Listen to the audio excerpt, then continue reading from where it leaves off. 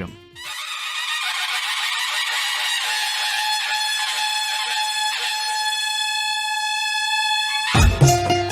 CIET NCERT द्वारा प्रस्तुत है छत्रपति शिवाजी। छत्रपति शिवाजी 1630 से 1680 ईस्वी। छत्रपति शिवाजी जिनकी सूझबूझ और बहादुरी की अनेक गाथाएं प्रसिद्ध हैं, जिनके नाम पर मुंबई का छत्रपति शिवाजी टर्मिनस है, स्टेडियम है, सड़कें हैं, इमारतें और संग्रहालय भी हैं। जी हां, ये थे भारत के वीर और महान रणनीतिकार छत्रपति शिवाजी। सन 1674 ईस्वी, रायगढ़। पश्चिम भारत में मराठा साम्राज्य स्थापित होने की उद्घोषणा का दिन, शिवाजी के राज्याभिषेक का दिन। छत्रपति शिवाजी की जय। अब शिवाजी महाराज स्वयं दरबार को संबोधित करेंगे। शिवाजी महाराज की जय। शांत शांत। सभी प्रजाजनों को हमारा प्रणाम। आज से हम अपने आप को मराठा साम्राज्य का स्वतंत्र शासक घोषित करते हैं और प्रजा के नेतृत्व के लिए ताज ग्रहण करते हैं। महाराज शिवाजी की जय। महाराज शिवाजी की जय। अब हमारा निर्णय सबको सुनाया जाए। जो आज्ञा महाराज। आप सभी को सूचित किया जाता है कि आज से राजकाज की भाषा मराठी और संस्कृत होगी और व्यापार में शिवाजी महाराज के नाम का सिक्का चलेगा। शिवाजी महाराज की जय। धन्यवाद, धन्यवाद आप सभी का। धन्यवाद मेरे वीर सैनिकों का और धन्यवाद हमारी प्रजा का।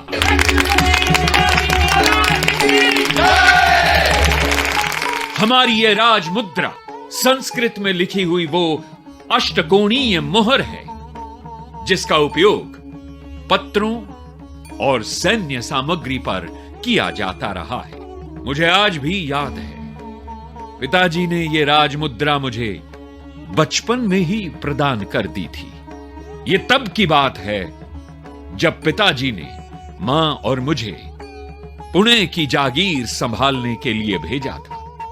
आप देख सकते हैं इस मुद्रा यानी सिक्के पर लिखा ये वाक्य, जो आज भी मुझे उनके आशीर्वाद जैसा लगता है। वाक्य है, जिस प्रकार बाल चंद्रमा धीरे धीरे बढ़ता जाता है और जो सारे विश्व द्वारा वंदनीय होता है, उसी प्रकार शाहजी के पुत्र शिव की ये मुद्रा भी बढ़ती जाएगी। शिवाजी महाराज की जय। आज हम सभी के समक्ष ये घोषणा करते हैं कि दरबार में 8 प्रकार के मंत्रियों की नियुक्ति होगी, जिन्हें अष्ट प्रधान कहा जाएगा।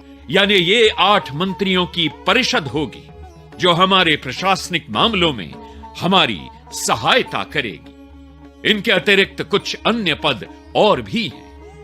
सभी सभासदों से ये आशा है कि वे अपने काम को पूरी निष्ठा और लगन से करें। इसी के साथ ये सभा समाप्त होती है। छत्रपति शिवाजी महाराज की जय। छत्रपति शिवाजी महाराज की जय। जी हां, ये हैं छत्रपति शिवाजी। इनका जन्म 19 फरवरी 1630 में हुआ। स्थान शिवनेरी दुर्ग।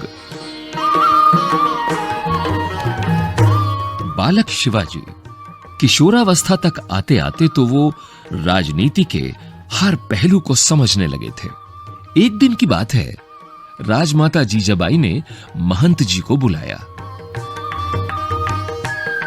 राजमाता जीजाबाई की जय हो। कहिए महंत जी, क्या बात है? अब क्या कहूं महारानी जी, ये बालक शिवा अभी से ही इस युग के वातावरण और घटनाओं को भली प्रकार समझने लगे हैं।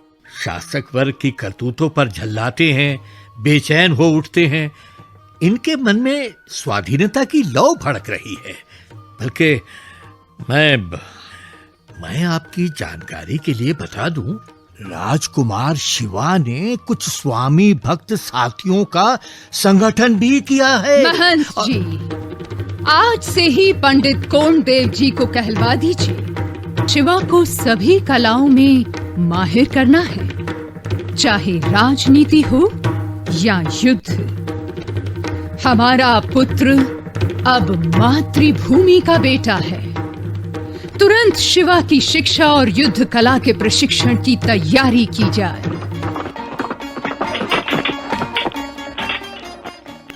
बचपन से ही निडर और चतुर शिवाजी माता पिता का आदर करने वाले एक महान सपूत थे। साथ ही वे सच्चे मातृभूमि भक्त भी थे। जब उनके पिता शाहजी को बीजापुर के सुल्तान ने बंदी बना लिया था, तब राजनैतिक कौशल दिखाते हुए शिवाजी ने बीजापुर के सुल्तान से संधि करके शाहजी राजे को छुड़वा लिया। फिर पिता की छत्रछाया में रहे। हालांकि तब तक वीर शिवाजी पिता से अलग अपना एक बड़ा साम्राज्य स्थापित कर चुके थे, लेकिन फिर भी उनकी मृत्यु के बाद ही अपना राज्याभिषेक करवाया। उनके राज्य में कभी कोई आंतरिक विद्रोह जैसी घटना नहीं हुई और जल्द ही वो बन गए पूरी प्रजा के चहेते राजा। शिवाजी महाराज की जय! शिवाजी महाराज की जय! वे प्रजा की भलाई और सुरक्षा के विषय में बहुत सोच विचार करते थे। एक दिन बीजापुर का राज्य, इस प्रदेश में मराठा के साथ साथ और भी कई जाति के लोग रहते हैं। यहां की प्रजा बहुत दुखी है। उनमें एकता और भाईचारे को बढ़ावा देना होगा और इसके लिए सभी जाति के लोगों को संगठित करना होगा। हां, प्रेम और भाईचारा होगा तो जनता भी पूरा साथ देगी। महाराज की जय हो। आप आइए पेशवा जी, आइए सेनापति जी, हम आपको ही याद कर रहे थे। बताइए, बीजापुर का क्या समाचार है? महाराज, बीजापुर आपसी संघर्ष तथा मुगलों के आक्रमण से परेशान है। चारों तरफ अराजकता फैल गई है। अब बीजापुर में प्रवेश करके उसके दुर्गों पर अधिकार करने का समय आ गया है महाराज। और सबसे पहले रोहिदेश्वर का दुर्ग, फिर तोरण किले पर कब्जा और फिर समझ गया महाराज, सब समझ गया। 40 से भी अधिक दुर्गों पर अधिकार करना है सेनापति जी। जी महाराज। वीरता के साथ साथ एक नई रणनीति भी बनानी होगी आपको। बिल्कुल सही फरमाया आपने महाराज। हमने मराठों की एक पेशेवर सेना का गठन करने के लिए आपसे कहा था। वो काम कितना आगे बढ़ा है, हमें विस्तार से बताइए। आपकी आज्ञा के अनुसार कई सैनिकों को उनकी सेवाओं के लिए साल भर का भुगतान कर दिया गया है महाराज। बहुत खूब। मराठा सेना अब कई इकाइयों में विभाजित कर दी गई है और प्रत्येक इकाई में 25-25 सैनिक हैं महाराज। हम जानते थे कि आप इस काम को अत्यंत कुशलता से करेंगे, लेकिन सेनापति जी, हम चाहते हैं कि एक शक्तिशाली नौसेना का भी निर्माण किया जाए। इससे हमें डच, पुर्तगालियों और अंग्रेजों के साथ साथ अन्य सभी विदेशी आक्रमणकारियों से सुरक्षा प्राप्त होगी। जी महाराज। और साथ ही समुद्री डाकुओं से कोंकण तट की रक्षा भी हो सकेगी। तो जल्द से जल्द नौसेना का काम भी शुरू कर दिया जाए। महाराज, आपकी आज्ञा के अनुसार जयगढ़, विजयदुर्ग, सिंधुदुर्ग और अन्य कई स्थानों पर नौसेना किलों का निर्माण जोर शोर से शुरू कर दिया जाएगा और 4 अलग अलग प्रकार के युद्ध पोतों का भी निर्माण होगा। हमें आपसे यही आशा थी। पेशवा जी। जी महाराज। देखिएगा कि धन की व्यवस्था बनी रहे। आप निश्चिंत रहे महाराज, सेनापति जी को कोई परेशानी नहीं होगी। हमारी प्रजा की ओर से क्या समाचार है पेशवा जी? महाराज, आजकल तो पन्हाला किले की घेराबंदी की कहानियां सब एक दूसरे को सुना रहे हैं। हाँ, उस दिन तो सिद्धि जौहर की सेना ने हमें चारों ओर से घेर ही लिया था। हम समझ गए थे कि यहां बल से नहीं, युक्ति से काम लेना होगा। 2 पालकियों की व्यवस्था की आपकी योजना तो बहुत ही उत्तम थी। बिल्कुल ठीक कहा पेशवा जी आपने। एक पालकी में आपने जब अपने से बिल्कुल मिलती जुलती शक्ल के व्यक्ति शिव नहावी को बिठाकर उसे किले से बाहर भेजा तो दुश्मन तो पूरी तरह धोखा ही खा गए। दुश्मन के सैनिक उसे शिवाजी समझकर नकली पालकी के पीछे चले गए और हम 600 सैनिकों को चकमा देकर भागने में कामयाब हुए। बस इसी तरह कुछ चालाकी और पूरी वीरता से शत्रु को हराना ही हमारा लक्ष्य होगा। जी महाराज। अब हम सभा को यहीं विराम देते हैं। छत्रपति शिवाजी महाराज की जय।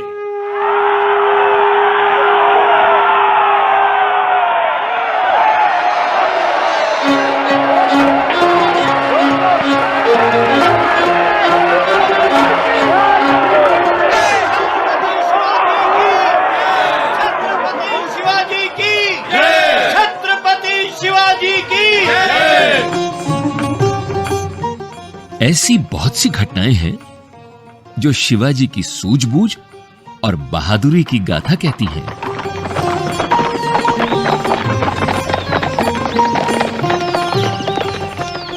छापामार युद्ध की कला शिवाजी की ही देन है। अपनी सेना के साथ दुश्मन पर आक्रमण करके पर्वतों में गायब हो जाने वाले शिवाजी, उनकी इस कला ने दुश्मन के छक्के छुड़ा दिए थे। इतिहास संकलन समिति के अनुसार शिवाजी महाराज अपने दल के साथ 11 मई 1666 को आगरा पहुंचे थे।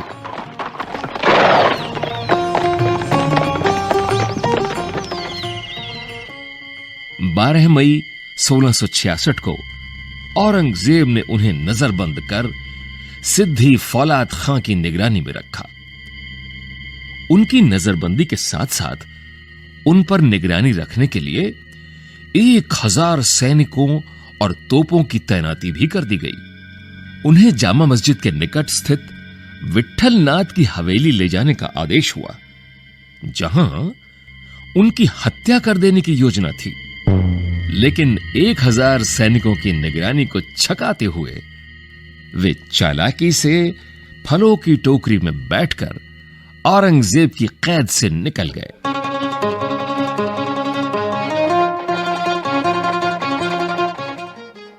एक बार फिर अपनी बहादुरी और बुद्धिमानी से दुश्मन को पराजित कर दिया शिवाजी ने।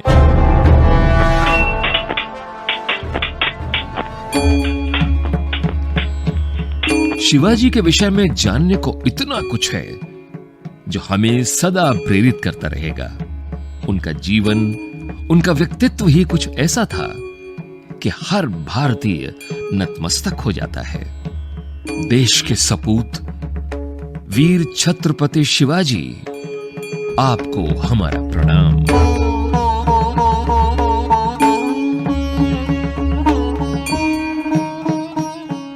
छत्रपति शिवाजी। अभी आप सुन रहे थे ये कार्यक्रम। आलेख सुधापुरी, कलाकार नीरज शर्मा, बाबला कोचर, ममता मलकानी, किशोर सहजानी, वैभव श्रीवास्तव, सुनील लोहिया और प्रवीण शर्मा। ध्वनियांकन बटीलैंग लिंगडो और मयंक कुमार। निर्माण सहयोग तनु गुप्ता। निर्माण, निर्देशन व ध्वनि संपादन वंदना अरिमर्दन तथा प्रस्तुति CIET NCERT नई दिल्ली, भारत।